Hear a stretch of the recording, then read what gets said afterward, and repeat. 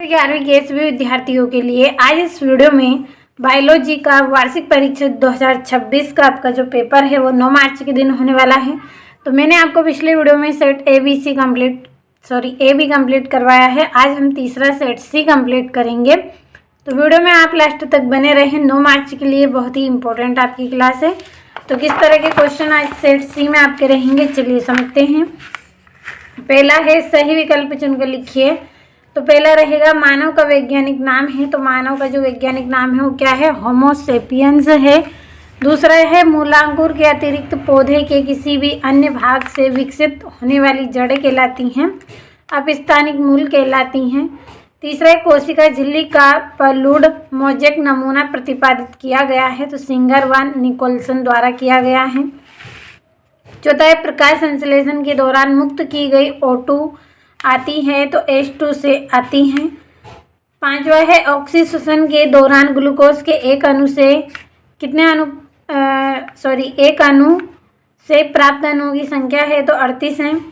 अगला है आपका यहाँ पे हीमोग्लोबिन लाल रक्त कणिकाओं में स्थित एक लाल रंग का क्या है? लोहा युक्त वर्णक है। तो ये हो गए हैं आपके सही विकल्प।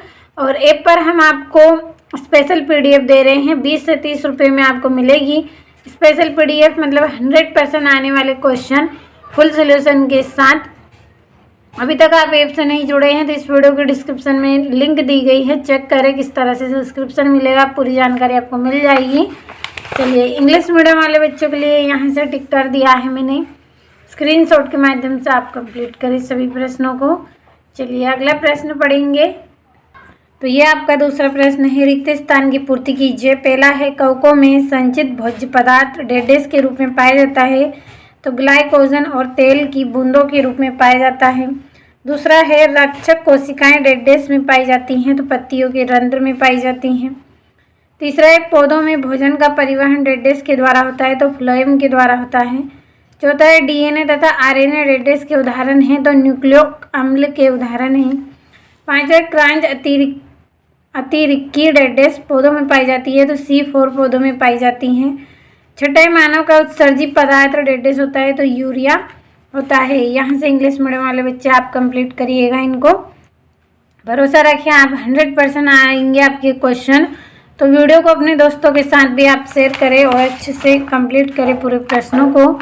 यहाँ से अगला आपका प्रश्न है, सत्य लिखिए। पहला है सभी एक कोश की यूकैरियोटिक जीव किंगडम प्रोटिस्टा में रखे गए हैं तो सत्य हैं। दूसरा है मेंढक स्थल तथा जल दोनों जगह दो अलग अलग विधियों द्वारा श्वसन कर सकता है तो सत्य हैं। तीसरा है एंजाइम अप्रोटनी पदार्थ है जो कोशिकाओं के अंदर जैविक क्रियाओं को उत्प्रेरित करते हैं तो ये भी आप कर सकते हैं। तीसरा आपका रहेगा असत्य हैं। चौथा है रूबिस्को दुनिया में सर्वाधिक मात्रा में पाए जाने वाला एंजाइम है तो सत्य है। तीसरा है मूत्र निर्माण की प्रक्रिया में हेनले लूप की आरोही नलिका में पुनः अवशोषण सर्वाधिक होता है तो असत्य है। छठा है रेसी जोड़ अस्थियों के मध्य गति होने देते हैं तो असत्य है क्योंकि ये गति नहीं होने देते हैं। यहाँ से इंग्लिश मीडियम वाले बच्चे आप कंप्लीट करिए। अब चलिए बढ़ते हैं अगले प्रश्न की ओर। यहाँ से चौथा आपका प्रश्न है सही जोड़ी मिलाकर लिखिए। पहली है न्यूट्रोफिल्स, इसकी जोड़ी है रक्त रुधिर कणिकाएं। दूसरा है श्वसन कोशिका, इसका रहेगा तंत्रिका कोशिका। तीसरा है क्लोरोप्लास्ट, इसकी जोड़ी आपकी रहेगी मीजोफिल कोशिकाएं। चौथा है पायरुविक अम्ल, तो इसका रहेगा ग्लाइकोलिसिस। और एथेनिल की जोड़ी रहेगी पादप हार्मोन। तो ये आपकी जोड़ियां हो गई हैं, अच्छे से कंप्लीट करिए। देखिए कम समय में आपको मैं पूरे प्रश्न बता रही हूँ, ज़्यादा आपको यहाँ पे और कुछ भी मैं नहीं बोल रही हूँ क्योंकि मुझे पता है जिनको भरोसा है वो कंप्लीट करेंगे ही करेंगे। तो अच्छे से आप कंप्लीट इनको करिएगा। पांचवा प्रश्न है एक वाक्य में उत्तर लिखिए। तो TMV का पूरा नाम लिखिए। तो टुबेका मोजेक वायरस। दूसरा है पौधा तथा जंतु के बीच की कड़ी को क्या कहा जाता है? तो इसको युगलीना बोला जाता है। क्या बोला जाता है? युगलीना। अगला है मटर का वानस्पतिक नाम लिखिए। Pisum sativum. चौथा है एक बीजपत्री बीज का बीजपत्र क्या कहलाता है? तो इसको टेलम कहलाता है। पांचवा दूध में पाए जाने वाले कार्बोहाइड्रेट को क्या कहते हैं? तो लैक्टोज कहते हैं। तो ये यहाँ से इंग्लिश मीडियम वाले बच्चे आप भी कंप्लीट करिएगा। अब छठा प्रश्न हम समझेंगे यहाँ से। किन्हीं 2 जंतुओं के वैज्ञानिक नाम आपको लिखना है। 7वें में व्हिटकर द्वारा दिए गए 5 जगत में से किन्हीं 4 जगतों के नाम भी आपको बताना है इसमें, और विषम बीजाणुता को परिभाषित करना है। 8वें में ड्रप फल किसे कहते हैं, 2 उदाहरण लिखें। और 9वें में तापमान एंजाइम की क्रिया को किस प्रकार प्रभावित करता है, लिखिए। यहाँ से आपका 10वां रहेगा कार्बोहाइड्रेट के 2 कार्य लिखिए। और 10वें में कोशिका के अंदर पाए जाने वाले कोशिका अंगों के नाम लिखना है। 11वें में जीन विनिमय क्या है, और 12वें में अमोनोटेलिक जंतुओं को परिभाषित आपको करना है, और हृदय संबंधी 2 रोगों के नाम आपको बताना है। चलिए 14 प्रश्न कंप्लीट करेंगे।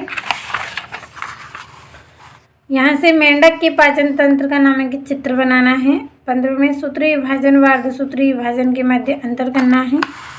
यहाँ से आपको यूकैरियोटिक कोशिका व प्रोकैरियोटिक कोशिका में कोई 3 अंतर लिखना है, और बसंतीकरण क्या है इसका महत्व भी आपको बताना है। यहाँ से आपका 18वां रहेगा प्रकाश संश्लेषण की क्रिया के लिए कौन सा पाथवे अधिक उपयुक्त है, C3 या C4। अपना मत 4 बिंदुओं के आधार पर दीजिए। और 19वें में ग्लाइकोलिसिस एवं क्रेब्स चक्र में 5 अंतर करना है। और ये आपका यहाँ से 20वां प्रश्न है, जिसमें आपको संक्षिप्त में वर्णन करना है कोशिका तंत्रिका तंत्र और परिधि तंत्रिका तंत्र। तो आज इस वीडियो में कुल 20 प्रश्न मैंने आपको बताए हैं, और आपका तीसरा सेट भी कंप्लीट हो चुका है।